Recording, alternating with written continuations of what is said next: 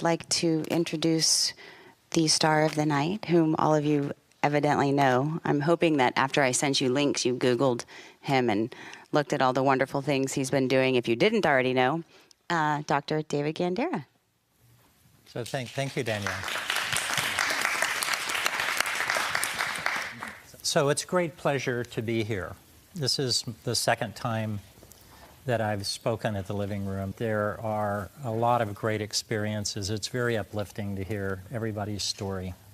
And you know about the Living Room. I hope a lot of you also know that that's only a small portion of what the Bonnie J. Addario Lung Cancer Foundation is about, and also their scientific institute, Alchemy, and their scientific advisory board for making grants.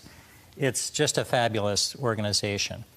And a lot of it revolves around the theme of personalizing lung cancer. And I'll tell you my own perception of how I look at that. I talk about molecular fingerprinting, and I talk about who's driving the bus. Now, this is a relatively new analogy, and it's because of what we call tumor Darwinism. And then the next one I call of mice and men. And we're doing a fabulous project with the world's most famous mouse cancer doctors at Jackson Laboratory. And that's being partially funded by the Bonnie J. Addario Lung Cancer Foundation. So I want to tell you about what we're doing with mice and how we think it can help patients. And then the last one I call forks in the road.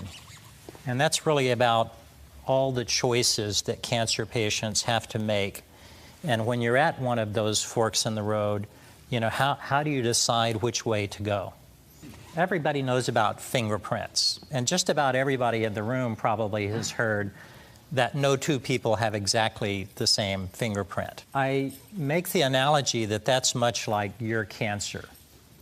Believe it or not, nobody has a lung cancer that is exactly like somebody else's, no matter what you may hear from anyone.